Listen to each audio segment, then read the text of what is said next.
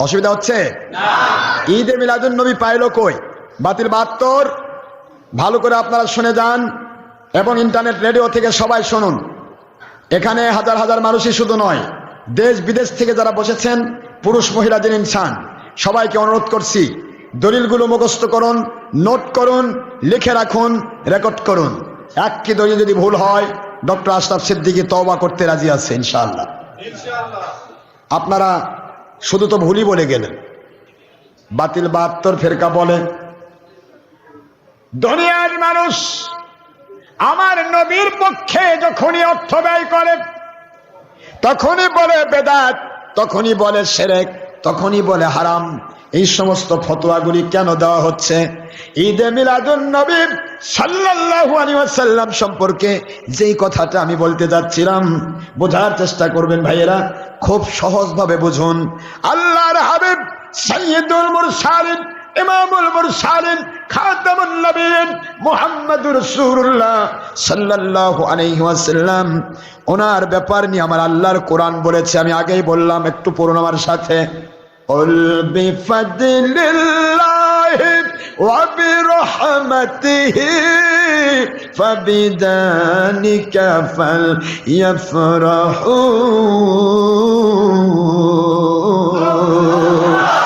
হুয়া খায়রুম মিম্মা ইয়াজমাউন।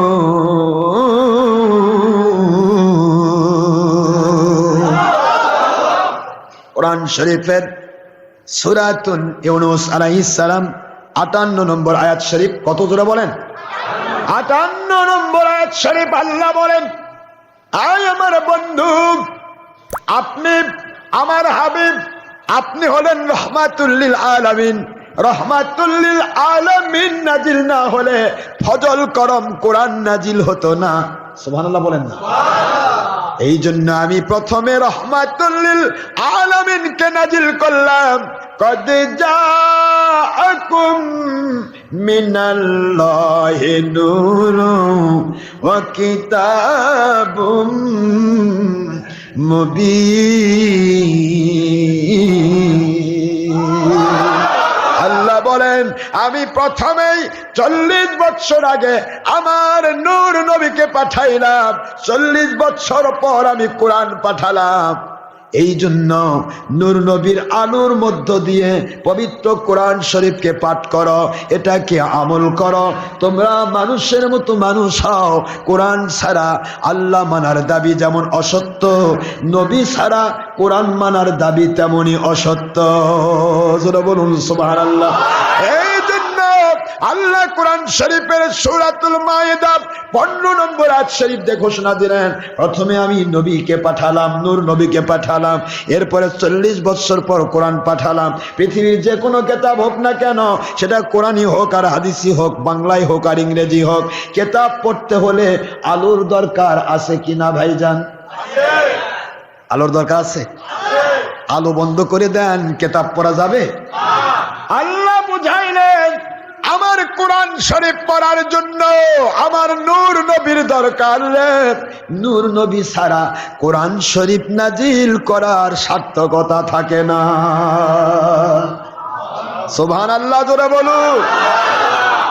সেই নূর নবী যে পাঠানো হলো, এবার আল্লাহ বলছেন, কুল, আয় আমার বন্ধু, আপনি বলে দেন। কোরআন শোনেন ভালো করে। এরা যে কই পাইল ঈদে মিলাদুন নবী? কোরআন শরীফের দলিল যদি থাকে তা কাটতে হলে কোরআনের দলিল দিয়ে কাটতে হয়। কোরআন শরীফের দলিল হাদিস দিয়ে কাটা যায় না। কোরআনের দলিল যুক্তি তর্ক দিয়ে কাটা যায় না। আগেই বলেছি যে যুক্তি তর্ক দিয়ে কোরআন হাদিস দিয়ে খণ্ডন করতে চায়, তাহলে সে কি? বেঈমান। বোঝার চেষ্টা করুন। কুল, আয় আমার বন্ধু, আপনি বলে দেন, বিফাদলিল্লাহ, আল্লাহ রব্বুল আলামিনের পক্ষ থেকে নাজিলকৃত কোরআন ফজল করম, ওয়া বিরহমাতিহি, যেই রহমাতুল লিল আলামিনের উপরে কোরআন নাজিল হয়েছে, ওই রহমাতুল লিল আলামিন পৃথিবীতে আসাকে কেন্দ্র করে ফাবিযালিকা ফালইফরাহু।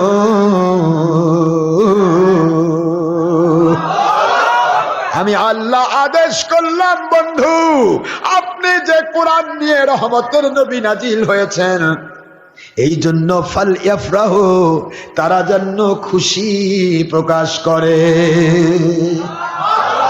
কি প্রকাশ করে? খুশি মানে ঈদ, ফরহুন মানে ঈদ, ঈদ মানে ফরা, একই জিনিস, ভাত আর অন্ন।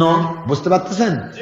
ইউনিভার্সিটি আর বিশ্ববিদ্যালয় আল্লাহ বলেন ঈদ প্রকাশ করুক, খুশি প্রকাশ করুক। আর এই খুশি প্রকাশ কেন করবে? দুনিয়ার মানুষ যত আমল করবে, যত রকমের আমল তারা পঞ্জীভূত করুক না কেন, নামাজ পড়বে, রোজা রাখবে, হজ করবে, যাকাত দিবে, ভালো কাজ করবে, মন্দ কাজ ছাড়বে, দেশ দুনিয়ার খেদমত করবে, দেশ জাতি ইসলামের উপকার করবে, যাবতীয় হারাম কাজ ছাড়বে, সবকিছু করে যত নেক ওরা পঞ্জীভূত করবে, সকল নেকির চাইতে বেশি নেকি, বেশি বড় নিয়ামত হচ্ছে আমার নবীজি মুহাম্মদুর রাসূলুল্লাহ। দলিলগুলো দেওয়া দরকার আছে, দিয়ে দিব। আল্লাহ বলছেন সূরা ইউনূস কত নম্বর আয়াত? 58। আল্লাহ বলেন তারা যেন খুশি প্রকাশ করে। অর্ডারটা কার? আল্লাহর আদেশ মানে কি নফল? এই তো বলে ঈদে মিলাদুন নবী ফরজ নয়, বলে ফরজ নয়। ঈদে মিলাদুন নবী পালন করার কথা বললেই ওদের মুখ দিয়ে খালি পেশাব পায়খানা বার হয়, বরবর করে বের হওয়ার কথা নিচ দিয়ে বের হয়, উপর দিয়ে। বাতিল 72-এর কোন দিক দিয়ে বাড়ায়? মুখ দিয়ে বার হয়। কে রে কি কয়? মাত্র 2টা ঈদ, আবার ঈদে মিলাদুন নবী পাইলো কই? কি আশ্চর্য! আমি তো হয়রান হয়ে যাই, পেরেশান হয়ে যায়। 2টা ঈদ কই পেল? এবার খুলবো ভাই, বুখারীর হাদিস খুলি, দেখি বুখারী শরীফে কি বলে। একটু এগিয়ে যাই, দেখো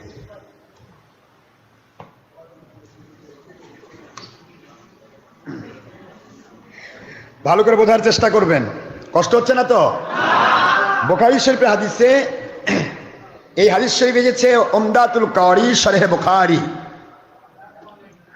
উমদাতুল কারি শরহে বুখারী 9ম খণ্ড 95 পৃষ্ঠার ভিতরে। ফতুল বারি, ফয়জুল বারি, উমদাতুল কারি শরহে বুখারী, সব শরহে বুখারী, তাইসিরুল বারি শরহে বুখারী এবং বুখারীর হাদিস। ইমাম সুহাইলি রহমতুল্লাহ বর্ণনা করেন। ইমাম বুখারী হাদিসটা তুলছেন এই জন্যই, তিনি বোঝাতে চাচ্ছেন যে আমার নবীজি পাক সাল্লাল্লাহু আলাইহি সাল্লামকে যদি কেউ ভালোবাসে, সে যদি কাফেরও হয় তবু সে মর্যাদা পায়। এটা তার হেদায়েতের ওসিলা হয়। এটা তার কি হয়? হেদায়েতের ওসিলা হয়। অসংখ্য দলিল, তার যুক্তি দিলে স্বর্ণ করা যাবে না, সময় নেই। শুধুমাত্র এইটুকু বোঝার চেষ্টা করেন, আমার নবীকে যে ব্যক্তি ভালোবাসা দেয়, সে যদি কাফেরও হয় সে মর্যাদা পায়। কিন্তু একটা কাফের যদি নামাজ পড়ে, রোজা রাখে, হজ করে, যাকাত দেয়, সে মর্যাদা পায় না যতক্ষণ পর্যন্ত সে ঈমান না এনেছে। কথা ঠিক না ঠিক যারা বলে? আর আমার নবীকে মেনে নিলে এর ঈমানের ওসিলা হয়ে যায়। সুবহানাল্লাহ জোরে বলে। ঈমানদার হয়ে যায়। তারপরে সে, এটা আপনারা বহুত ইতিহাস শুনেছেন, বহুত ঘটনা শুনেছেন, ইকরামার ঘটনা শুনেছেন। ইকরামা যখন কাফের ছিল তখন আমার নবীকে ভালোবেসেছিল। ভালোবাসার পরে তাকে জঙ্গলে ফেলে দেওয়া হলো। জঙ্গলের বাঘ ভালুকরা বলতেছে, যার ভিতরে আমার নবীজির মহব্বত, যার ভিতরে আমার আখেরি নবীজি কামলিওয়ালা নবীর শরীর মুবারকের সুগন্ধি, তাকে আমরা খেতে পারি না। সুবহানাল্লাহ। ইকরামা কাফের, তখনও মুসলমান হয়নি। বনের জঙ্গলের বাহিনী বলতেছে, আমরা ওই মানুষটিকে খাইতে পারি না। আবু জেহেল যদিও ইকরামাকে ফেলে দিয়েছে হাত পা বেঁধে খাওয়ার জন্য খোরাক হিসেবে, কিন্তু জন্তু জানোয়াররা বলেছিল যে আমরা পারবো না, কারণ আপনার ভিতর থেকে কামলিওয়ালা নবীর মিশক আম্বরের সুঘ্রাণ আসতেছে। চিন্তা করতে পারেন? ভাইজান আমার, ইসলাম এমন একটি ধর্ম, যে ধর্ম মানতে গেলেই নবীকে মানতে হয়। নবীকে না মানা পর্যন্ত ইসলাম মানা যায় না। যায় বলতেছিলাম, বোঝার চেষ্টা করবেন। ইমাম সুহাইলি রহমতুল্লাহ আলাইহি বলেন, কি বলতেছেন ভালো করে শোনেন।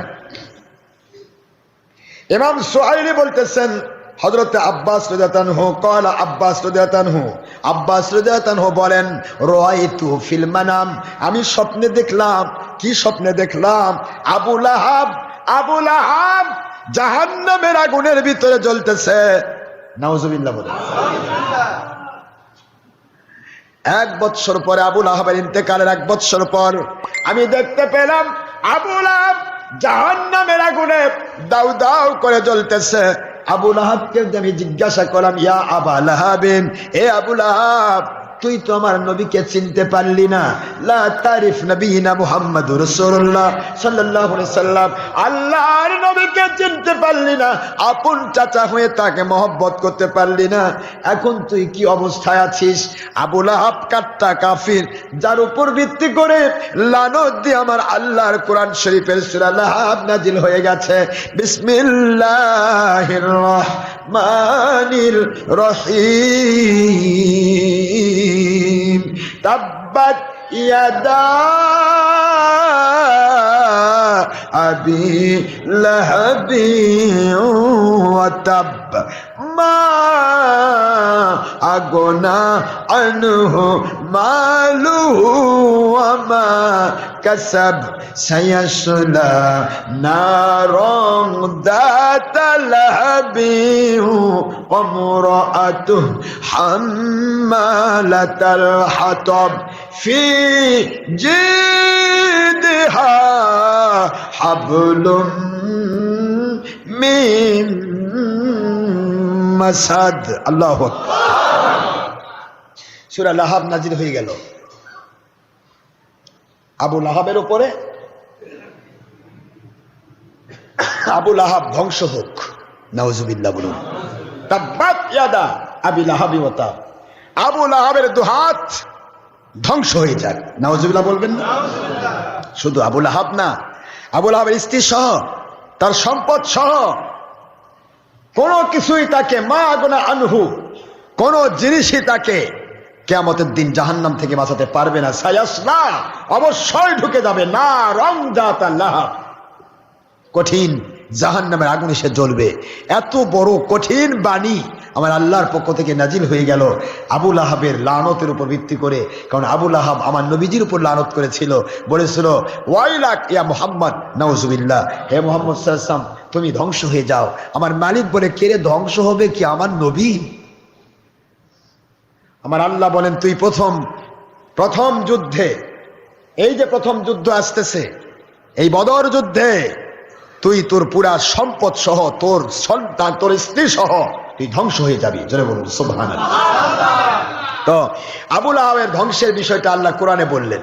এরপরেও আব্বাস রাদিয়াল্লাহু আনহু যে ঘটনাটা বলেছেন, এটা ইমাম বুখারী রাহমাতুল্লাহ, ইসমাইল হোসেন বুখারী রাহমাতুল্লাহ তার হাদিস শরীফে তুলেছেন, বুখারীতে, পাশাপাশি উমদাতুল কারি, শরহে বুখারী, তাইসিরুল বারী, শরহে বুখারী, আপনার সমস্ত বুখারীর সরার ভিতরে এই হাদিসটা তোলা হয়েছে। তিনি ওনারা বোঝাতে চাচ্ছেন যে আমার নবীজি পাক সাল্লাল্লাহু আলাইহি ওয়াসাল্লামের মহব্বত যদি কোনো কাফেরও করে, সে কাফের তাৎক্ষণিকভাবে হলেও কিছু উপকার পায়। যেটা বলুন সুবহানাল্লাহ। আবু লাহাবের ব্যাপারে আব্বাস রাদিয়াল্লাহু বলেন, আব্বাস, ইয়া আবা লাহাব, কি অবস্থায় তুমি আছো? কাইফা হালু খাফিল কবর, কবরের ভিতরে তোমার অবস্থা কি? আবু লাহাব বলতেছিলেন, ভাইজান রে, জীবনে কত বড় ভুল করেছি বলতে পারবো না। নিজের ভ্রাতুষ্পুত্র, বিশ্বের সারা জগতের শ্রেষ্ঠ নবী, কিন্তু আমি বুঝতে পারলাম না আমার জীবনটা বড় বিফল, আমার জীবনটা বড় আনসাকসেসফুল, আমার জীবনটা বড় অকৃতকার্য, ধ্বংস। আমার নবীকে অস্বীকার করার কারণে জাহান্নামের আগুনের ভিতরে আমি দাউ দাউ করে জ্বলতেছি। কিন্তু আবু লাহাবের বিষয়টা হলো, আব্বাস, ও আব্বাস, তুমি আমার আপন ভাই, তুমি শোনো, দুনিয়ার মানুষকে জানিয়ে দাও, আমি আবু লাহাব জাহান্নামের আগুনের মধ্যে জ্বলতেছি যেই নবীকে না মানার কারণে, যেই নবীর সাথে দুর্ব্যবহার করার কারণে, ওই নবীজির কারণে জাহান্নামের ভিতর, কবরের ভিতরে প্রতি সপ্তাহে সোমবার দিন আমি আযাব থেকে মাপ পেয়ে যাই। ইউখাফফাফু আন্নি, বুখারীর ইবারত, ইউখাফফাফু আন্নিল আযাব ফি ইয়াউমিল ইসনাইন। সুবহানাল্লাহ, জোরে বলেন। বাতিল 72 ফেকার বেঈমানেরা তোমরা চিনো না, বুঝতে পারো না? বুখারী তো পড়ার দাবি করো, উমদাতুল কারি শরে বুখারী পড়ার দাবি করো, তাইসুল বারী শরে বুখারী পড়ার দাবি করো, ফতুল বারী শরে বুখারী পড়ার দাবি করো। আপনারা ফাইজুল বারী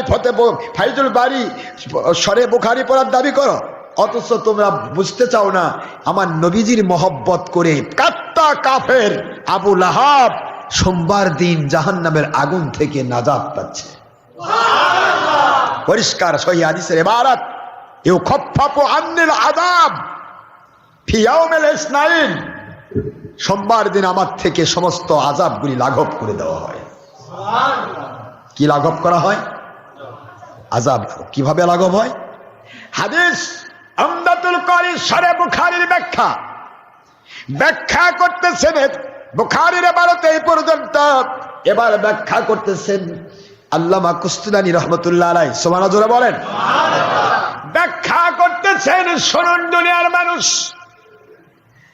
আমার নবীজি পাক সাল্লাল্লাহু আলাইহি ওয়াসাল্লামকে দেখার জন্য আবু লাহাবের একজন দাসী ছিল, নাম তার ছিল সুয়াইবিয়া রাদিয়াল্লাহু তাআলা আনহা।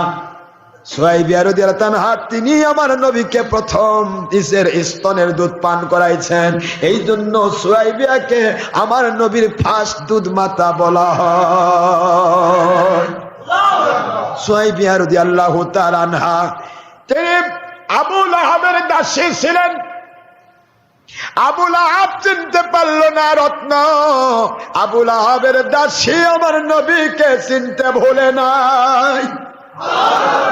নবীজি পাক সাল্লাল্লাহু আলাইহি ওয়াসাল্লামকে চিনে ফেলেছে। সুয়াইবিয়া বলে অনেকক্ষণ পর চলে আসছে, আবু লাহাবের কাছে আসলেই তখন মার শুরু হয়ে যায়। যদি একটু দেরি হয় বাইরে গিয়ে কেনা দাসী ছিল সুয়াইবিয়া, আবু লাহাব অকথ্য নির্যাতন করত, অনেক বড় কষ্ট দিত, অনেক বড় বড় চাবুক মারত, সুয়াইবিয়ার শরীরটা রক্তে রক্তাক্ত করে ফেলতো, লাল করে ফেলতো। তুই আমার কেনা দাসী, তুই কোথায় গেছলি? মারতে মারতে হয়রান করে ফেলতো। সুয়াইবিয়া রাদিয়াল্লাহু তাআলা আজকে গেছে, সারা দিন অতিক্রম হয়ে গেল, বিকাল বেলা এসেছে। সুয়াইবিয়া প্রতিদিন ভয় পায়, আজকে তার মুখের মধ্যে কোনো ভয়ের কোনো আঁচ নাই, তার মুখের মধ্যে কোনো ভয়ের কোনো লেশ মাত্র নাই। সুয়াইবিয়াকে বলতেছে আবু লাহাব, রে সুয়াইবিয়া দাসী, প্রতিদিন তুই যদি আধা ঘন্টাও বাইরে থাকিস, আমি তোকে মারতে মারতে আমি তোকে রক্তাক্ত করি, তোর ভিতরে চোখের মধ্যে শরীরের মধ্যে চেহারার মধ্যে ভয়ের আতঙ্কের ছাপ পাওয়া যায়। আজকে সারাদিন কেটে গেল, বিকাল বেলা আসলে কিন্তু তোর চেহারার মধ্যে তো কোনো ভয়ের আতঙ্কের ছাপ দেখতে পাই না, ব্যাপার কি? তুই কোথায় গেছলি? সুয়াইবা বলে, ও আমার মনিব, আজকে যদি মারতে মারতে আমাকে মেরেও ফেলেন তবু আমার জীবন ধন্য, কারণ আমি দেখতে পেয়েছি আকাশের চাঁদের চাইতেও সুন্দর এক আল্লাহর নবী মুহাম্মদুর রাসূলুল্লাহ সাল্লাল্লাহু আলাইহি ওয়াসাল্লাম। আমি এমন একজন মানুষকে দেখলাম, আপনার ভ্রাতুষ্পুত্র আব্দুল্লাহর ছেলে মুহাম্মদুর রাসূলুল্লাহ সাল্লাল্লাহু আলাইহি ওয়াসাল্লাম, এমন এক ব্যক্তি পৃথিবীর মধ্যে নাজিল হয়েছে, উনি পৃথিবীতে আসার আগে তার মায়ের কাছে আসমানি ঘোষণা এসেছে, তার নাম মুহাম্মদুর রাসূলুল্লাহ সাল্লাল্লাহু আলাইহি ওয়াসাল্লাম। জোরে বলুন সুবহানাল্লাহ। এই জন্য চাঁদের চাইতে সুন্দর ওই মানুষটিকে দেখেছি। আজকে যদি আমি মারাও যাই আপনার মারের কারণে আমার জীবনটা ধন্য হয়ে যাবে। আবু লাহাব বলে, রে দাসী, তুই কি নিজের মার থেকে বাঁচার জন্য মিথ্যে কথা বলছিস না সত্য কথা বলছিস? আমি নিজেই পরখ করতে চাই, যদি সত্য হয় আমি তোকে পুরস্কার দেব। আমার ভ্রাতুষ্পুত্র হয়েছে। আবু লাহাব তখনও তো নবী চিনত না, নবী কাকে বলে বোঝেননি কথা, নবী রসুল কাকে বলে সে তো এটা চিনত না। কিন্তু নাদুস নজর চেহারার নূরানি চেহারার মানুষটিকে দেখে আবু লাহাবের প্রাণটা ভরে যায়। আবু লাহাবের প্রাণটা ভরে গেল। দাসীর প্রতি অত্যন্ত আনন্দের সাথে বলতে লাগলো, দাসী রে, জীবনে তো তোর উপর বড় বড় জুলুম করেছি, কিন্তু আজকে তুই সারাদিন আমার ভ্রাতুষ্পুত্রের কাছে ছিলি, এই জন্য তোকে আমি জুলুম করব না, মারবো না, বরং আমি তোকে আজকের দিনে আজাদ করে দিলাম। তুই আমার ভ্রাতুষ্পুত্রের খেদমতের জন্য রেডি হয়ে যা। এই যে আবুল আহাব কাট্টা কাফির, আমার নবীজি পাক সাল্লাল্লাহু আলাইহি ওয়াসাল্লাম ওনার বাল্য অবস্থা দেখে দাসীকে আজাদ করে দিয়েছিলেন। উমদাতুল কারি শরহ বুখারীতে লেখে 9ম খণ্ড 95 পৃষ্ঠার ভিতরে আসছে এই হাদিসের ব্যাখ্যা। তিনি বলতেছেন, দাসী সুয়াইবাকে যেদিন মাফ করে দেওয়া হলো ওই দিনটা ছিল সোমবার দিন। এই জন্য সোমবার দিনে মিস্টার আবুল আহাব ওই সময়ে যখন মুখের মধ্যে কে যেন তাকে বলে তোমার মুখ 2টা আঙ্গুল মুখের মধ্যে দাও, যেই মাত্র সে মুখের মধ্যে দেয়, মুখের মধ্যে মধুর মতো মিষ্টি পানীয় বের হয়ে যায়। এইটা পান করার সাথে সাথে গোটা সপ্তাহের আগুনের তাপ গোটা সোমবার সে ভুলে যায়। আল্লাহ বুঝায় কাট্টা কাফির আবুল আহাব, আমার রহমাতুল লিল আলামিনকে তুই চিনিস নাই। রহমাতুল লিল আলামিনের জন্য তুই দাসীকে যেই হাত দিয়ে তুই ক্ষমা করে দিয়েছিলি, আজাদ করে দিয়েছিলি,